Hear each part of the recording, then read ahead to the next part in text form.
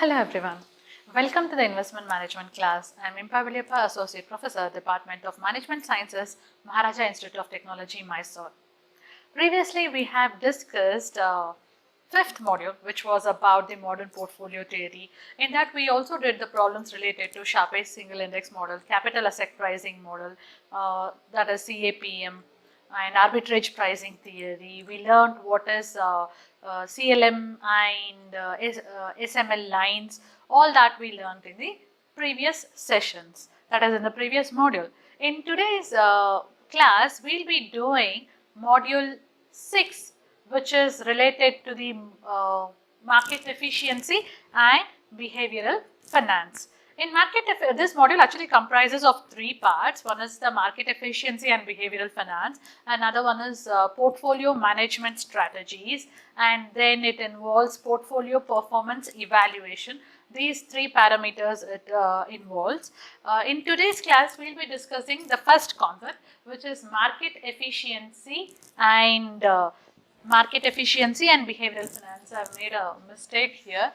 Okay. Market efficiency and behavioral finance. So, related to that, we'll be discussing in today's class.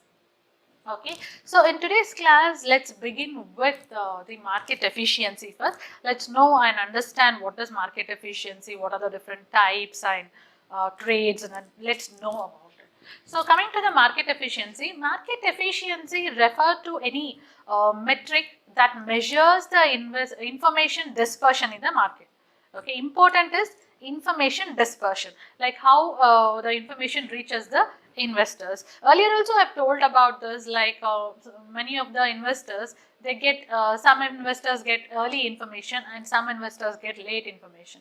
So but market efficiency is where it's like we measure the information dispersion equally in the market, like how it has an impact. Okay, an efficient market is one where all information is transmitted perfectly. Everyone receives the information completely. It receives perfectly. It receives completely means everyone receives the entire information and instantly. Like everyone receives the information very quick, instant, and of no cost means the information it will not be paid to get the information. Everyone receives the information for free. It has to be concentrating in 4 parameters, that is an efficient market is where all the information is transmitted perfectly, completely, instantly and with no cost. Okay, these are the 4 things which is very much important in market efficiency. And coming to the types of market efficiency, there are 2 types of market efficiency: operational efficiency and informational efficiency. Operational efficiency is measured by the factors like time taken to execute the orders and the number of bad deliveries, like the delivery which is not completed, that's called bad delivery, which is not executed. So the time taken and the time taken to execute an order and the number of bad deliveries, based on these factors, the operational efficiency is measured, that is the operation is measured. And informational efficiency is where it is measured on the basis of the swiftness of the market reaction to the new information in the form of industrial policy, political policy and all these. Okay, like based on the information like economic reports, company analysis, industrial policy, economic policy, based on all of these, the impact of these information on the market is measured. How quickly it reacts to the information, that is measured in the informational efficiency. So these are the 2 types of market efficiency. And the traders, the different types of traders which we come across in the market efficiency is liquidity traders and informational traders. Based on traders, if you have to distinguish, like liquidity traders, they might sell the shares to pay the bills. They don't investigate before making any investment, like they want to get the money, they sell the shares and immediate they get the cash in order to pay the bills, that is liquidity traders. They don't have any kind of prior commitments, that is called liquidity traders. They don't investigate, they don't do any kind of research, nothing. Okay, they just make they whatever they shares they have, whenever they feel it is a need to pay the bills, they just sell the shares. And informational traders, like they are the people who analyze before adopting any buying and selling strategies on the basis of technical and fundamental analysis, and then do the trading. These are the people who do all the market research, informational analysis, all these they do. They pay concentration to fundamental analysis and also to technical analysis. Based on that, they make the investment and take up the decisions. So this is about the two types of traders, that is liquidity traders and informational traders. Okay, so we have discussed about the meaning and types. Let's go to an important concepts which definitely will come in your exams, that is random walk theory. Okay, so in 1863, a French mathematician turned stockbroker named Jules Regnault, okay, published a book. The book's name was The Study of Chance and the Philosophy of Exchange, and his work is considered one of the first attempt to use such an advanced mathematics in the analysis of stock market. Till then, no one had tried with that. Influenced by his work, Louis Bachelier, another French mathematician, published a paper titled Theory of Speculation. Okay, in this paper he credited with establishing the ground rules that would be the key to use the mathematics and statistics in the stock market, so which can be used. And in 1964, American financial economist Paul Kuttner published a book titled The Random Character of Stock Market Prices, considered this as a classic text in the field of financial economics. It inspired many other workers who were working on the a random walk down Wall Street. This this paper was established by Burton Maliki. Okay, he is another person who is into the classic theory, and also one more by Egini Pharma, that is random walks in stock market prices. Like this, the work started developing and taking new turns. The price movements with random walk theory are randomly distributed in such a way that the present states are independent of the past states, and in view of such random movements entry into the market, any time which gives same returns for the same risk to the investors. So this random walk theory is completely about the information dispersion which lives into different forms, that will learn it in the forms. Before knowing the forms, let's see what are the assumptions which are made in order to build this random walk theory. Okay, the first assumption is we had assumption in CAPM and APT. In the same way, the market is perfect without any trade restrictions, like they don't have any kind of trade restrictions in the market. That is the first assumption. The second assumption is market absorbs all the information very quickly and efficiently. It was like if there is any negative information, obviously it has an impact and the stock market comes down. If there is any positive information, immediately the stock market boosts up. This is the kind of assumption which is made, that is market absorbs all the information very quickly and effectively. Okay. The third assumption is information is free and costless, you do not pay anything and quickly available to all at the same time. That is what about the market efficiency which we learned. It is available to everyone at free of cost and it is very quick. Okay. The fourth assumption is like information is unbiased and it is very correct. There is no false information which is given, it is correct. That is the fourth information. Fourth assumption. Fifth assumption is like market players can analyze the information quickly and the information is observed in the market through buying and selling. So whatever information is you receive, you do not hold it for yourself. Immediately that has to put into action, like buying or selling the stocks, that has to be put into action. That is the fifth assumption. It will be done like that. That is an assumption. Okay, and the last assumption is demand and supply pressures are observed in the market through price changes. Such absorption leads to like quick and prompt movements in which the prices in which the randomly it is done. Like demand and supply fluctuates due to the price changes, and immediately this is also observed in the market. This is the last assumption. assumption. So coming to the assumption, market is perfect, that's the first, and it absorbs all the information and it reflects on buying and selling, and demand and supply also has an part to play in the random walk theory, and information is costless and it is available to all equally, and the information is very much correct and it is unbiased. So this is about the assumptions which are made in the random walk theory. So coming to the before going to forms, efficient market hypothesis. So what is this efficient market hypothesis? This was developed by Iginia Pharma, as I said, and it states that it is impossible to beat the market because price already incorporate and reflect all the information. So he is stating that it is very much difficult and impossible to beat the market. It can only even in Dow theory we just learnt about it. This is just a tool to understand the market and not to beat the market. So it is very difficult to beat the market. You can't be 100% accurate. So he says that because it's already been incorporated and it already reflects all the information. So you cannot beat the market. And this theory is also very controversial, as it states like security prices reflect all the available information, making it fruitless to pick stocks. Immediately you get an information, it is being reflected. So whichever stock you pick, it does not give any good fruit.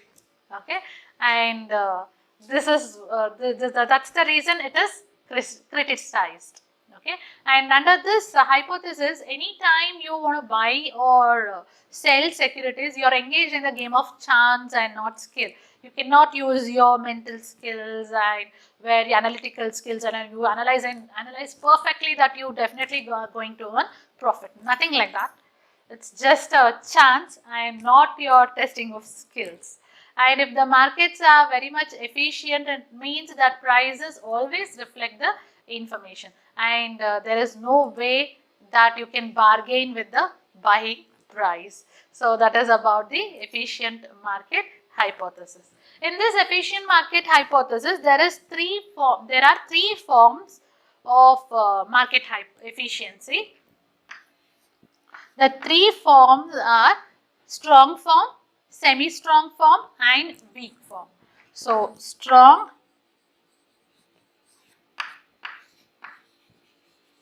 semi-strong, you can even call this as semi-weak, okay,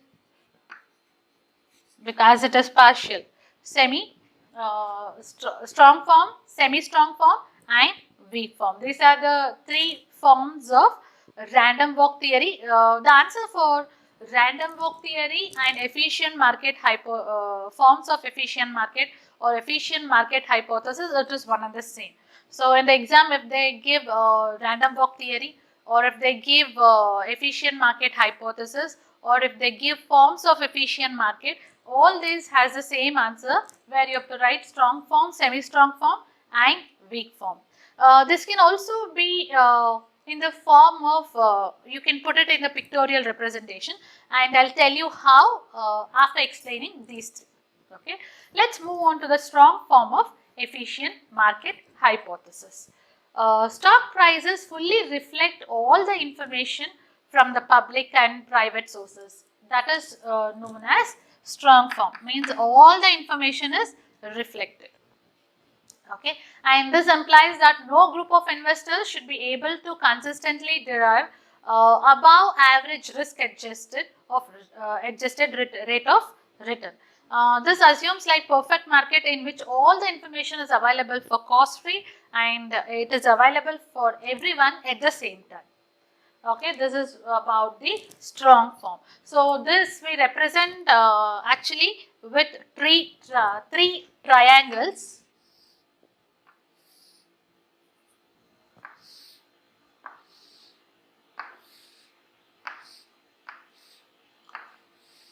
We represent this with three triangles. The strong form is which reflects all information. So we put dots like this, and we put complete dots in this, and more number of dots.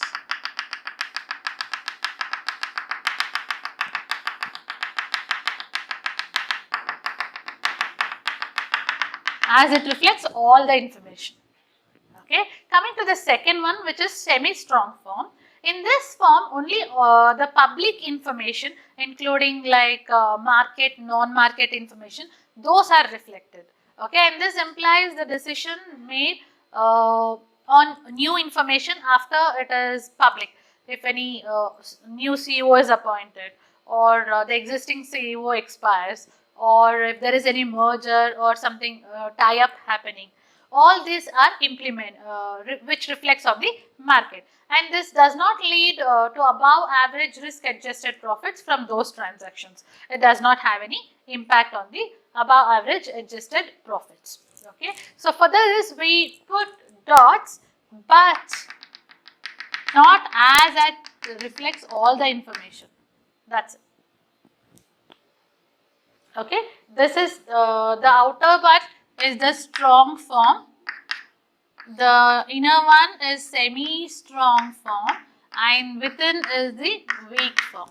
And what is this weak form? Weak form actually reflects only historical sequence of prices, rate of returns, trade volume data, or any other market generated information. Only that is reflected in the weak form.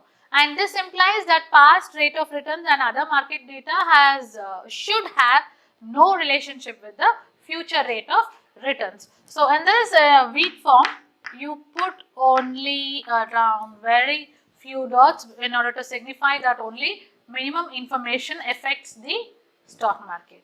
So these are the different forms of efficient market hypothesis, or random walk theory, or forms of market efficiency. It is one and the same.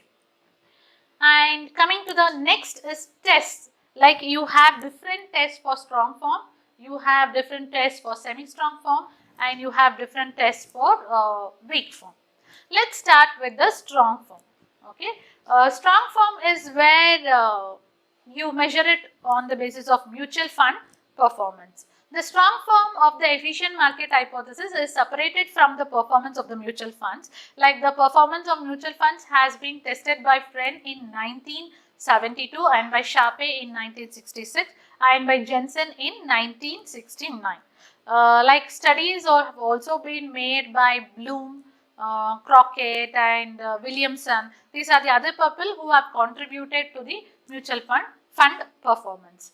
The hypothesis like the mutual funds could earn extraordinary returns and constantly achieve a higher than average performance because they are likely to have access to the inside information which is not otherwise known to the public. As a mutual fund is managed by the mutual fund professionals, they'll get to know the inside information. So that's the reason they tend to get higher returns when compared to the ordinary share performance. Okay, so in the strong, I'll just write here, strong form, you have, I'll write short forms, okay. Mutual fund performance. And I just thought I'll not write short forms. Okay, mutual fund performance is for strong form. And another one is semi-strong form. Okay, semi-strong form, there are different tests which are involved in this too. For example, the first test which is involved is market reaction test. Now, what is this market reaction test? It is like an empirical test. This is also done by Fama in 1969. Fisher, Jensen and Roll.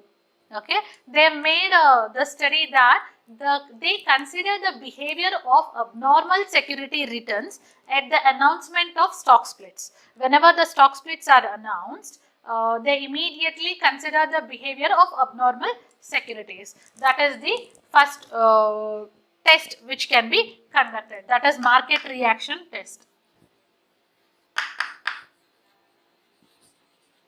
Market reaction test and not right test. Okay, the second one is announcement effects.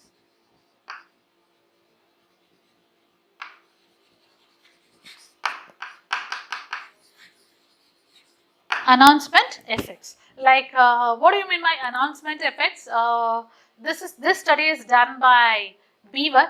He looked into the information of the announcements of annual earnings and the speed of changes in the security prices. He says that immediately as the announcement of annual earnings is done, it has an impact on the share prices. He examined various level of trade volume and the size of price changes, and according to him, he says that there is absolute values of price changes and the level of trading which is significantly higher during the announcement week. During the announcement week, this has a lot of changes and fluctuations in the level.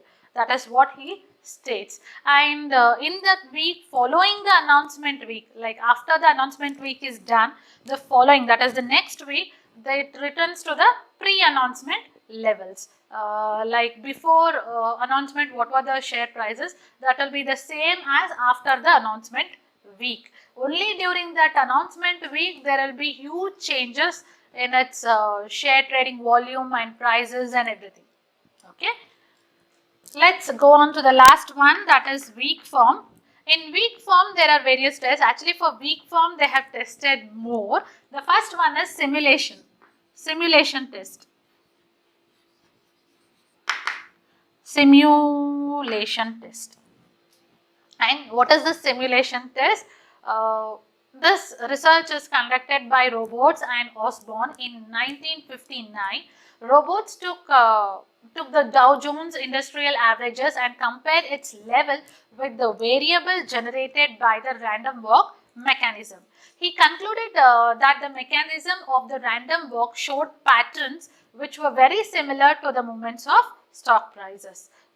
So this was the theory of simulation test. He also showed that there were series of cumulative random numbers closely resembled the actual stock price series. So there was a resemblance, as he says. So this is about the simulation test. And another test he used was series correlation test.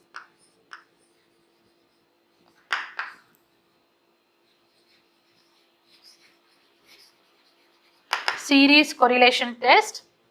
What is the series correlation test? Same, Roberts and Osborne's articles became very popular, and there were many other researchers who tried the security prices, whether they fall in the random walk or not. To test that, many were giving their contributions. But in 1964, Mode took up the test called as series correlation test. In this test, he found that series correlation of weekly security prices, of the week's prices. He said that to measure the association of series of numbers which are separated from the constant, some constant time period, like in association with the level of gross national product in 1 year with the level of gross national product with the previous year.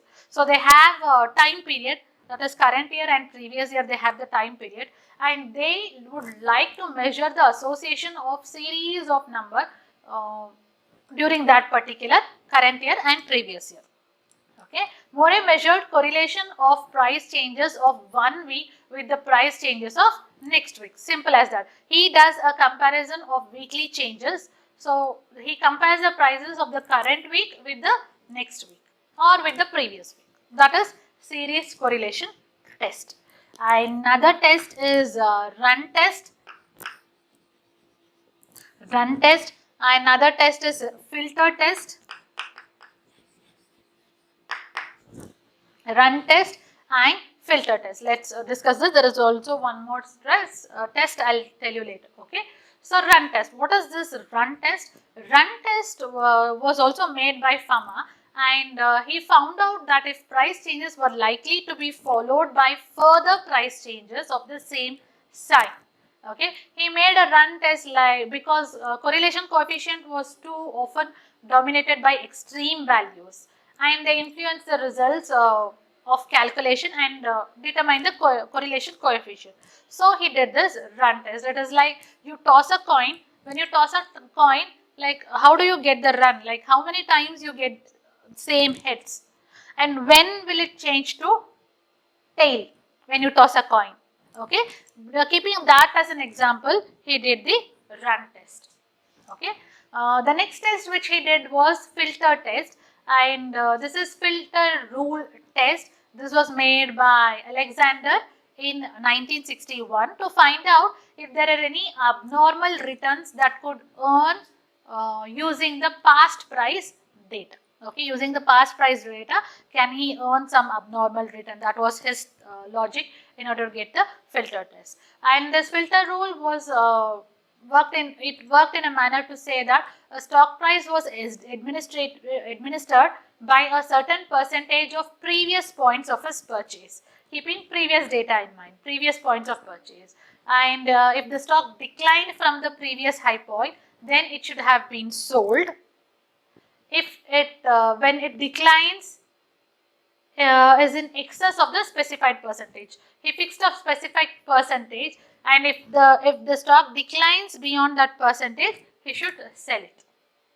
That is the filter rule. Like how you filter the dust from the coffee or tea, in the same way they keep a price band. Below that, if it goes, you have to sell. Okay, or if the price band is kept and below that it goes, you have to buy. That is the choice which they have to make. And last test under weak form, it is relative strength method.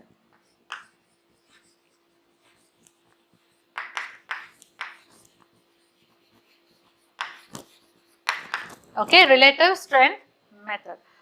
Levy in 1967. Levy was the person who did this in 1967. He used this method, which was based on the ratio of stock current prices to its average prices. It matches the stock's current prices with the average prices. His research analysis showed that a rule which yielded abnormal portfolio return.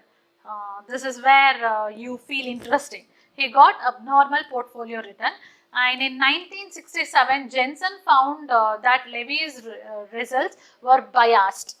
Okay, there will be always another person who to stop them from that getting their fame. So Jensen was the person who said that Levy's results were biased because his results were tested on some data that were used to select the model. Only some data which was used to select the model. That's the reason. And these brought about biases in the test, resulting in the favor of the model. That's the reason that was more favorable to his model. In 1970, Jensen and Bennington they further tested Levy's research, the research of relative strength, and on different sets of data, and found that there were no significant abnormal return. So as it was hyped by Levy, stating that yes, you would get abnormal portfolio returns, Jensen said no, we have tested this model and there is no chance of getting abnormal return. Okay, so these are the different tests which we come across in the efficient market hypothesis test. Hope so it is clear. So till now we have discussed the various concepts under this market efficiency. Let's see once what are the different ways or different concepts which we have studied.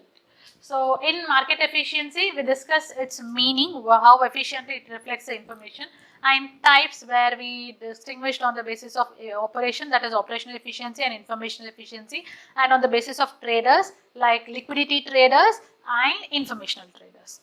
Okay, and random walk theory we discussed, where we discussed the meaning, assumptions, and different forms like strong form where it reflects all, and semi-strong form reflects only public information. Okay, then weak form reflects only historical information. Historical information. These are the three forms. And for each form we have tests. Like strong form we have mutual fund performance, and for semi-strong form we have market reaction and announcement effects, and for weak form we have simulation, series correlation, run test, filter test, and relative strength test. Okay, so this is about the theory of random walk theory and efficient market hypothesis. And next concept we'll be discussing is behavioral finance. So the name itself is signifying what is behavioral finance. So what is behavioral finance? Behavioral finance is the study of the influence of psychology on the behavior of the investors or financial analysis. Like how do they behave when they get some information or at any point of situation, how would they behave. The study of psychology in the behavior of investors, that is, or financial analysts, whoever it is, that is behavioral finance. It also includes subsequent effects on the market, like once they get that behavior, how would they react and what is the effect on the market. Okay, it focuses on the fact that investors are not always rational. They are not always rational, have limits to their self control and are influenced by certain biases. Okay, that is the meaning of behavioral finance. And another concept is there, that is interpretation of behavioral finance. Like how would you interpret the behavioral finance? The first concept under this interpretation is like confusion in making decisions. So interpretation,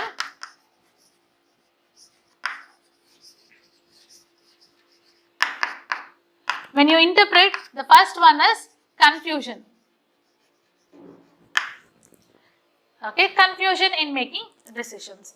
Like one of the main things that confuse investors in taking the final decision is the presence of choice. Like how would you select when you have 4 good shirts, okay, 4 good dresses. Okay, so the making of choice when you have more number of options, that would confuse people, and they start guessing which would be better, which would suit you. That they start guessing. Okay, and options have when they have options with the same identical product or similar product, investors get confused a lot and they randomly choose any one option that can turn out to be unexpected in the future. Like either it can earn profit unexpectedly or either it can have an unexpected loss too. Okay, that is one thing. Another one is the flow. One is the confusion and another one is the flow. Flow in the sense when the investors have a greater tendency of going with the flow, like whatever others do, you do the same thing. Okay, there are many times where you think in the same direction where with majority of people are thinking in the same thinking that way. Like if people think in the same direction, you also tend to do the same thing. You also think in the same direction. It's very difficult for you to think out of the box. So when you think out of the box and make a right analysis, you make good decisions and make the right choices. So to be this specific point of view of the investors can later lead to be a leader. If you're thinking out of the box, you tend to be a leader than if you think alike, whereas other people think. Okay. The next concept in this is biases.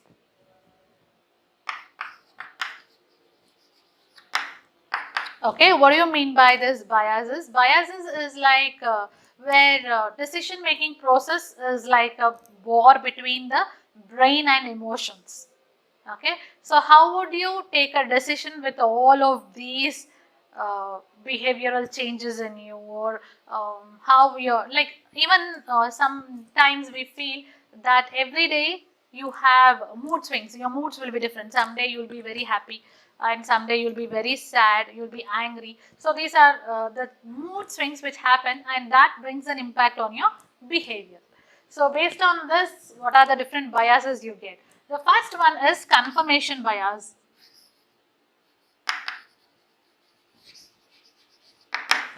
Okay, confirmation bias, like people they get to whatever information they have in mind, so they get to stick they stick on to it. They confirm from the other rather than confirming it from other sources, or rather than analyzing something, they have their own mind is set. Okay, they try to not deviate it from it. If they have some beliefs that are valid, they are and are based some to ground realities, they stick on to it. They do not change their mind. Okay, whatever information you get, they stick on to it. That is confirmation bias. And another one is mental accounting.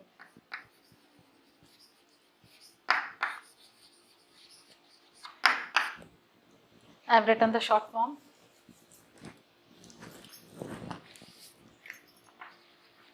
For me, the fear is you would misunderstand. That's the reason I don't write short forms. Okay, mental accounting. Like people tend to view their hard-earned money from a different concept than inherited money. When you get an inherited money, you will be very much free in spending. But when you have your hard-earned money, you think 10 times before you make an investment. So, company which has previously earned a lot of profit, you have a special place in your heart and you stick on to that particular company, and even though if it gives loss in the future, you keep on investing in that particular company as it has given good returns on one time. Okay, so you have that emotional bondage with that. Whatever you have got from your appa netted alinmara anta heltivalla, the same thing, whatever you have got it from your forefathers, or you try to hold on to it. You do not want to sell it even though it is not good as of now. Okay, then other one is illusion of control.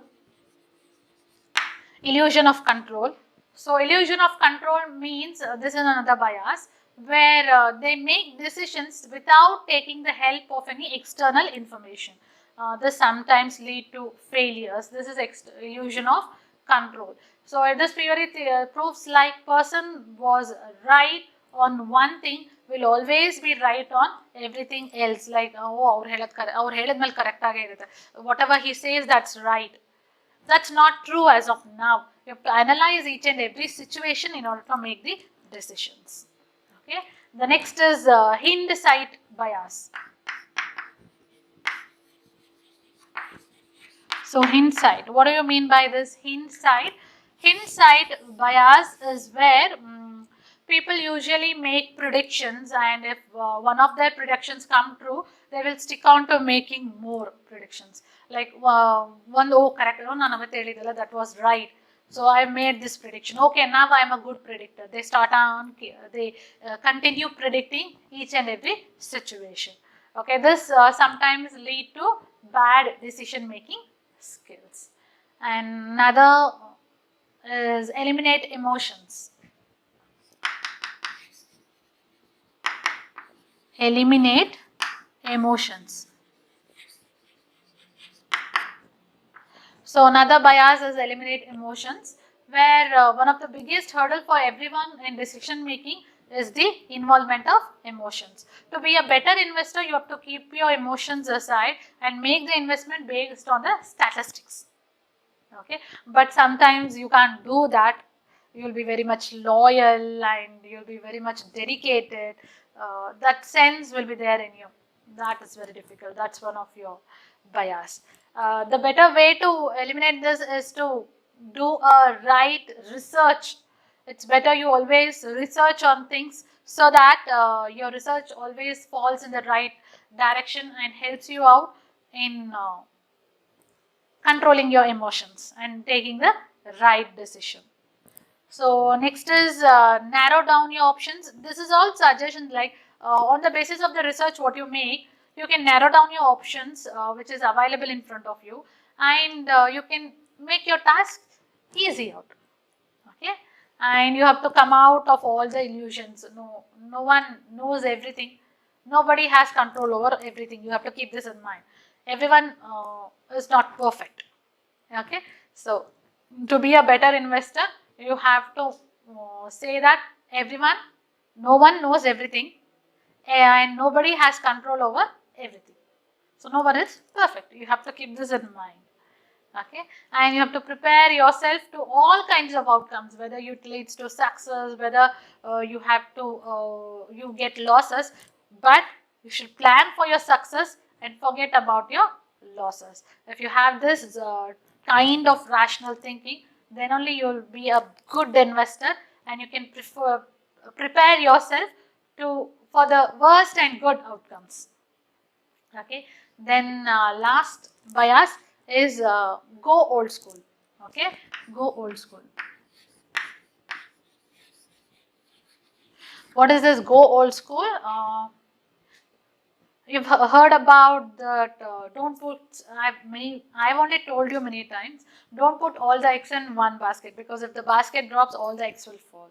Okay. Try to invest in a diversified investment, whereas everything.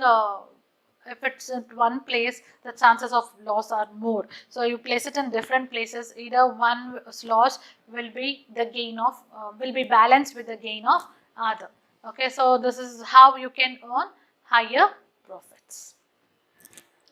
So these are the biases, and last concept is critics.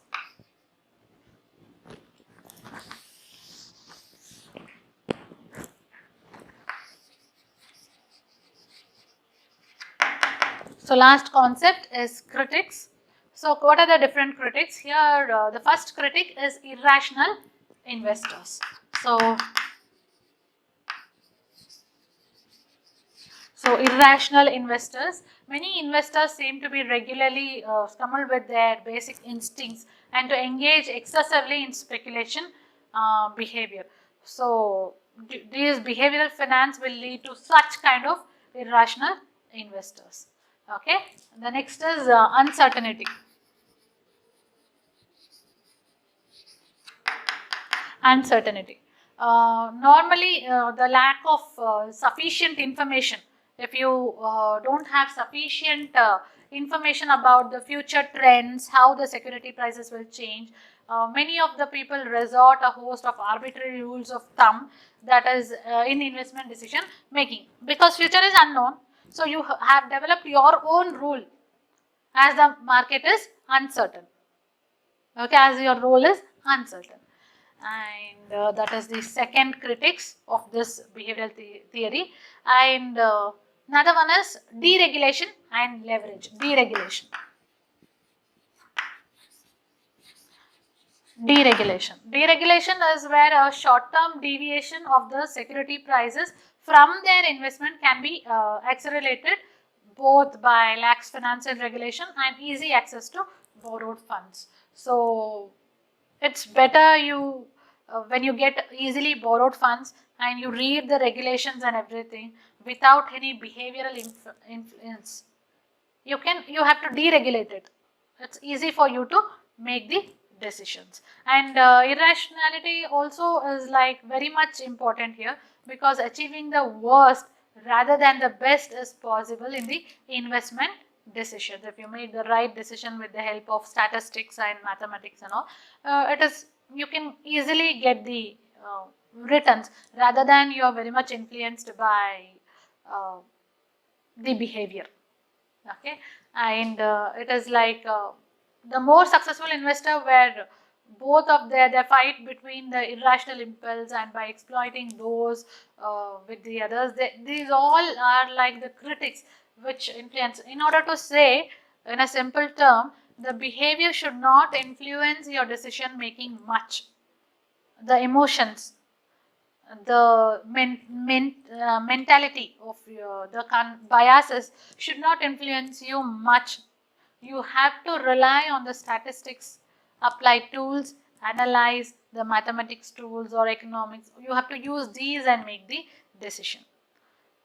So this is about the behavioral finance. Hope you have understood. In behavioral finance, we learned its meaning and we learned how do you interpret the behavioral finance, its biases and critics. So this is about what we have learned in today's class. So hope so you have understood. Let's meet with new other concepts in the next class. Thank you.